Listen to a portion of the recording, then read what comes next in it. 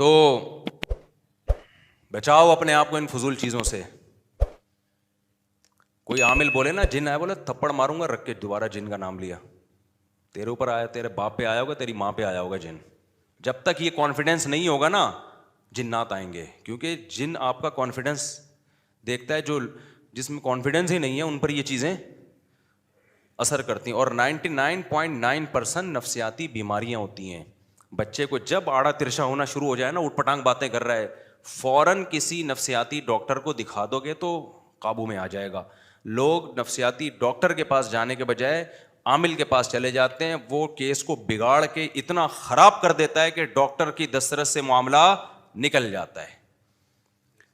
اور بچہ کہہ رہا ہے نا کہ مجھے چڑیل نظر آ رہی ہے, جن نظر آ رہا ہے. بھائی جب دماغی توازن ٹھیک نہیں ہوتا تو جو چیزیں ہوتی نہیں ہیں وہ نظر آ رہی ہوتی ہیں, یہ نیچرل ہے. مولانا شرف علی تھانوی رحمۃ اللہ علیہ کو کسی نے لکھا کہ حضرت میں اللہ کی محبت میں اتنا دیوانہ ہو جاتا ہوں ذکر کرتے ہوئے کہ اوپر چھت ہے لیکن مجھے آسمان کے ستارے نظر آنا شروع ہو جاتے ہیں. اس کا خیال تھا کہ وہ کہیں گے یہی تو کمال ہے, یہی تو قیامت ہے کہ تم اللہ کو یاد کر رہے ہو اور اللہ نے آسمان کے دروازے تم پہ, چھت کے دروازے کھول دیے. تو مولانا تھانوی نے فوراً فرمایا کہ ذکر چھوڑ دو, تمہارے دماغ میں خشکی پیدا ہو گئی ہے. بہت زیادہ ذکر کرنے سے کیا پیدا ہو گئی ہے؟ خشکی. اوپر چھت ہے, نظر کیا آ رہا ہے؟ ستارے نظر آ رہے ہیں. دن میں تارے نظر آتے ہیں تو پاگل ہے نا یہ, جس کو دن میں تارے نظر آ رہے ہیں. تو جس کو اوپر چھت پہ بھی تارے نظر آ رہے ہوں تو پاگل ہے. انہوں نے کہا چھوڑ دو بھائی, فی الحال تمہارا دماغ صحیح کام, نارمل. بہت زیادہ عبادت کرنے سے بھی مسئلہ خراب ہوتا ہے نا. تو نارمل لائف گزارو, ہنسی خوشی. اسلام نیچرل دین ہے. نیچر اور اسلام ایک چیز کے دو نام ہے. تبھی مسلمان خوش ہوتا ہے کیونکہ نیچر پہ ہوتا ہے. دیکھو ہم خوش ہیں نا نیچر پہ, الحمدللہ. شراب نہیں پیتے, آئس نہیں لیتے, سٹے نہیں لگاتے. اب میرے سامنے کوئی آ کے 20 فضائل بتائے. ایک نشئی سے میں نے پوچھا یار تم اتنی خطرناک نشے میں کیوں لگ گئے؟ کہتے ہیں یار میرے دوستوں نے مجھے کہا کہ یار ٹائم یعنی بہت ہارڈ ورکنگ کرنی ہے, محنت بہت کرنی ہے, ایگزام قریب آ رہے ہیں, تو یہ بوسٹر لے لو. بوسٹر آج کل یہ سٹے مٹے کے نا ایک بہت اچھا سا لفظ رکھا ہے, بوسٹر لے لو, اس سے انرجی بوسٹ کرے گی تمہاری. ایک دم فٹ فاٹ ہو کے اسٹڈی کرنا, محنت کرنا, نمبر ٹھیک ٹھاک اچھے آ جائیں گے. جب بہترین نمبر آ جائیں گے اس کے بعد یہ بوسٹر کو چھوڑ دینا, سوتے رہنا پڑے گا. اب میرا کوئی کلاس فیلو اگر مجھے یہ کہتا ہے یہ بوسٹر لے لو, میں پہلے علماء سے پوچھتا جی یہ اتنا انرجی کو بوسٹ کرنا اس چیز کے ذریعے حلال ہے حرام؟ علماء کہہ دیتے حرام ہے. تو میرے لیے اب آپشن کیا ہو جاتا؟ ختم. اسلام مجھے روک دیتا. لیکن جو اسلام کو فالو نہیں کرتے نا ان کے مقدر میں یہ برائی ہے, وہ نشے کی طرف جاتے ہیں کیونکہ اپنی عقل استعمال کرتے ہیں کہ یار ایک دفعہ بوسٹر لے لو, کیا جا رہا ہے. حرام تو ان کی نظر میں تو حلال حرام کوئی چیز ہی نہیں ہے. وہ بوسٹر لیا, اس کے بعد ایک دم ایسے ہو گئے ہواؤں میں اڑ رہے ہیں, چاند کی سیر کر کے آ گئے. انہوں نے کہا یار نیل آرم اسٹرانگ تو چاند پہ کتنی محنت کر کے گیا تھا, ہم یہیں بیٹھے بیٹھے کہاں پہنچ گئے؟ چاند پہ. ایک چرسی سے پوچھا نا, سنا ہے چرس پی کے لوگ چاند پہ پہنچ جاتے ہیں؟ تو کہہ رہے ابھی کہاں بیٹھا ہوں میں. تو لیکن رزلٹ کیا نکلتا ہے؟ وہ بوسٹر لینے کے بعد چسکا لگتا ہے. پھر کیونکہ زندگی میں ٹینشنیں تو آتی رہتی ہیں, ایک امتحان کی ٹینشن تھوڑی ہے, 20 ٹینشنیں اور آئیں گی, پھر ٹینشن آئے گی. تو پھر یار وہ اس دن چھٹا لگایا تھا, بڑا مزہ آیا تھا, ٹینشن فری ہو گیا تھا, دوبارہ لگاؤ, ہوتے ہوتے اس کے بعد برباد, نشئی. تو یہ حساب ہوتا ہے. تو ہمیں اسلام نے بچا لیا, ہمیں ضرورت ہی نہیں ہے سٹا لگانے کی. بھائی ایک چائے تھی, ہم نے وہ بھی بہت کم کر دی ہے. جان چھڑاؤ اس مصیبت سے بھی یار, جہاں جا رہے ہو چائے چائے چائے کا عذاب ہے, کوئی فائدہ نہیں ہے چائے کافی کا. وہ صرف پراٹھے کی رہ گئی ہے میری, کیونکہ وہ نوالا حلق میں چائے کے بغیر اترتا ہی نہیں ہے. اللہ کرے اس سے بھی جان چھوٹے. اب وہ پراٹھا ہی چھوڑنا پڑے گا. اب پراٹھا چھوڑ دیں تو پھر رہ کیا جائے گا یار. زندگی میں شادیاں بھی ہو گئی ہیں, پراٹھا ہی رہ گیا اب, ایک انٹرٹینمنٹ کی چیز.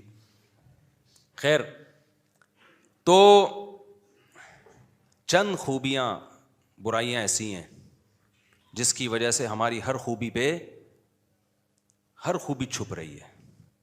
یہاں لوگوں میں جذبہ ہے بیواؤں پہ, یتیموں پہ خرچ کرنے کا. خدا کی قسم ایسا جذبہ ہے, آنسو نکلتے ہیں. پتہ چل جائے کہ یہ محتاج ہے.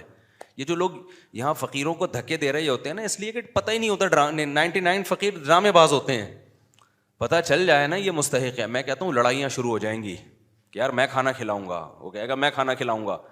ہمارے استاد سعودی عرب میں بہت رہے, انہوں نے کہا سعودی عرب میں کوئی یتیم ہو جائے, آپ اربوں کی ہزاروں برائیاں کریں, یا یتیم ہو جائے نا, لڑائیاں ہو جاتی ہیں کہ کون کفالت کرے گا اس کی,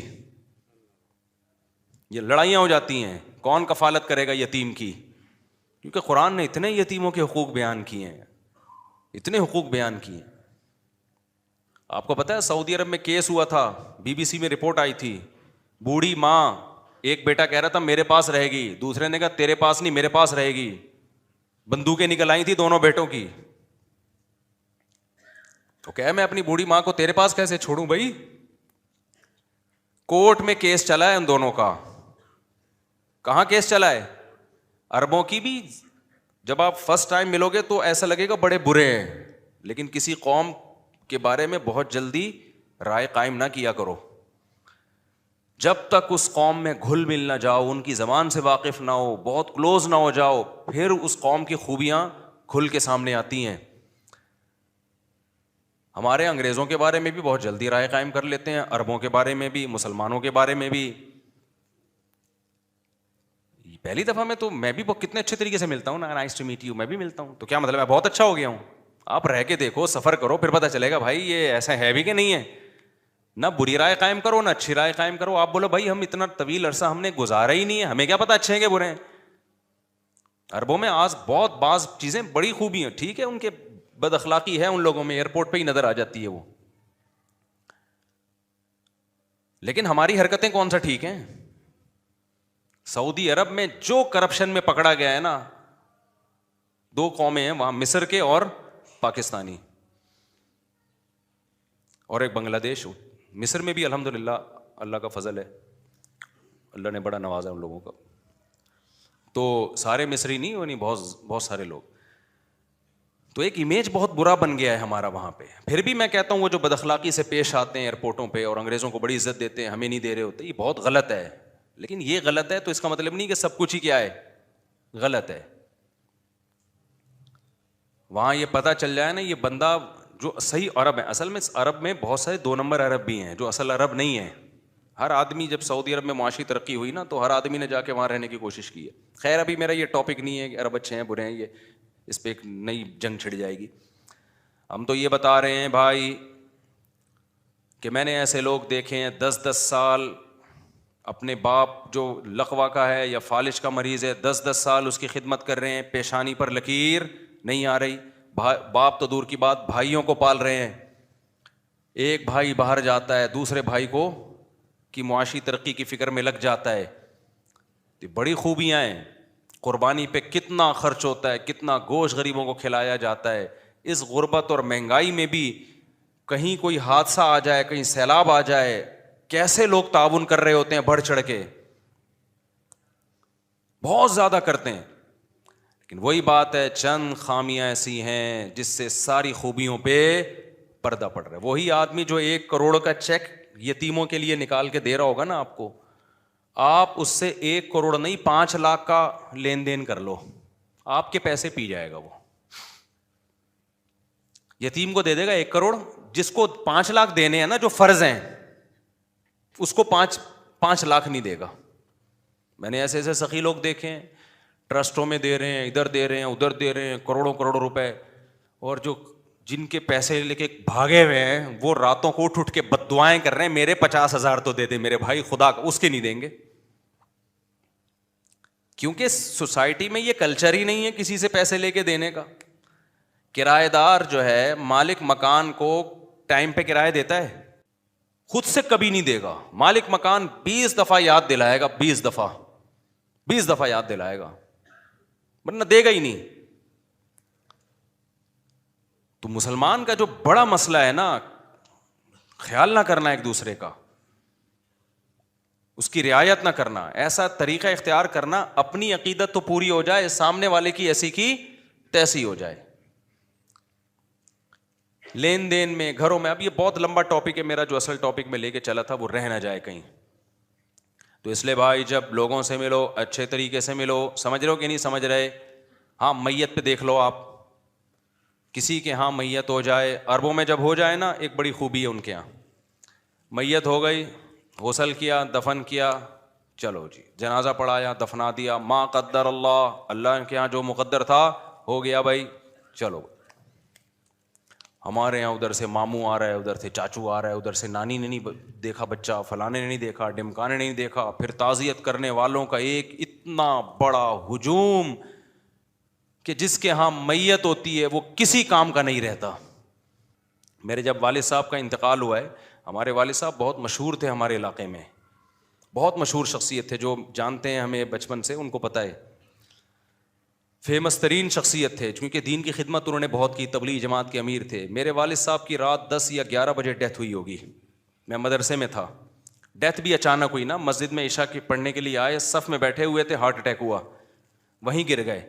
میں مدرسے میں تھا, ہمیں اطلاع نہیں تھی, لوگ اٹھا کے ہاسپٹل لے کر گئے ہیں تو پتہ چلا ہارٹ اٹیک ہوا ہے. تو اسی ہارٹ اٹیک کے دوران ان کی ڈیتھ ہو گئی. میرے پاس جب اطلاع پہنچی تو ڈیتھ ہو چکی تھی, لیکن بتانے والوں نے ہمیں ڈیتھ کا نہیں بتایا کہ ایک دم, کیونکہ ہم تو مل کے بالکل فٹ فاٹ تھے. تو بتانے والوں نے یہ بتایا کہ آپ کے والد صاحب کی طبیعت بہت خراب ہے, آپ چھٹی لے کے ہاسپٹل چلے جائیں. لیکن جب راستے میں پتہ چلا کہ جی ان کی ڈیتھ ہو چکی ہے, تو کتنی قیامت گزری ہمارے اوپر. رات 9 یا 10 بجے ان کی ڈیتھ ہوئی ہے, اور الحمدللہ فجر کے بعد ہم ان کو دفنا چکے تھے. اور یہ تاخیر بھی اس لیے ہوئی کہ قبر کھدنے میں تاخیر ہوئی ہے. اگر قبر اس سے پہلے تیار ہو جاتی تو فجر سے پہلے دفنا دیتے ہم ان کو. سمجھتے ہو کہ نہیں سمجھتے ہو؟ نہیں سمجھ رہے میرا خیال ہے. یہ اجمیوں کی رسم ہے, یہ غیر مسلموں کی رسم ہے. میت پہ گھنٹوں گھنٹوں منہ دکھائی, رونمائی, پھر جب ہم نے فجر کے بعد دفنایا, اور فجر کے بعد بھی دفنانے میں تاخیر کیوں ہوئی ہے, میں نے بتایا نا, قبر کھودنے میں, پتھریلی زمین تھی, قبر کھودنے میں بہت ٹائم لگ گیا. فجر کے بعد میں نے جنازہ پڑھایا, دفنا دیا. اس کے بعد دوپہر 10 بجے تک محلے میں خبریں پھیلنا شروع کہ بھئی حافظ مسعود صاحب کا انتقال ہو گیا. میرے والد صاحب کا نام مشہور تھا حافظ مسعود صاحب. لوگ آ رہے ہیں, بھائی کہاں ہیں؟ میں نے ہم تو دفنا چکے ہیں. یہ نہیں کہ ہمیں غم نہیں تھا, جو میرے اوپر قیامت گزری تھی وہ میں ہی جانتا ہوں. آج لوگ بعض کہہ رہے ہیں نا, حضرت مولانا پہ اعتراض کر رہے ہیں کہ وہ ان کے اتنا بہت بیچارے غم زدے ہیں, اللہ ان کے غم کو ہلکا کرے. بعض دفعہ انسان کو محبت ہوتی ہے بھائی, وہ طبیعی چیز ہے نا. یہ تو کوئی اپنے محبوب چھن جاتا ہے, انسان کو دکھ ہوتا ہے, غم ہوتا ہے, یہ نیچرل ہے, اس میں کوئی وہ نہیں ہے. تو میرے اوپر ایسی قیامت گزری تھی کہ ہم تو ایک دم سے ہو گیا نا, تصور ہی نہیں تھا. لیکن ہم فجر کے بعد دفنا چکے تھے. لوگ آ رہے کہہ رہے یار کل تک تو یہیں گھوم رہے تھے, مغرب میں تو ہم نے ملاقات کی ہے, تو غسل کب ہوا, کفن کب ہوا, پتہ ہی نہیں چلا. پھر بعض لوگوں نے دلیل دی کہ دیکھو آپ کو رکھنا چاہیے تھا ظہر تک, عصر تک رکھنا چاہیے تھا. جنازہ جتنا بڑا ہو اتنا ثواب زیادہ ہوتا ہے. یقیناً جنازہ جتنا بڑا ہو میت کو فائدہ زیادہ ہوتا ہے, لیکن وہ جنازہ جو سنت کے مطابق ہو. اگر آپ 6 مہینے تک جنازہ روک لو کہ پورا کراچی آ جائے تو جنازہ تو بہت بڑا ہو جائے گا, لیکن یہ عمل جائز ہوگا؟ ایک سنت پوری کرنے کے لیے ایک دوسری سنت کو آپ نظر انداز کر رہے ہو جو اس سے زیادہ امپورٹنٹ ہے. شریعت میں جلدی دفنانا یہ زیادہ امپورٹنٹ ہے بنسبت جنازے کو بڑا کرنے کے. ہمارے حضرت ایک مثال دیا کرتے تھے کہ سنت والا چھوٹا جنازہ وہ غیر سنت والے بڑے جنازے سے افضل ہے.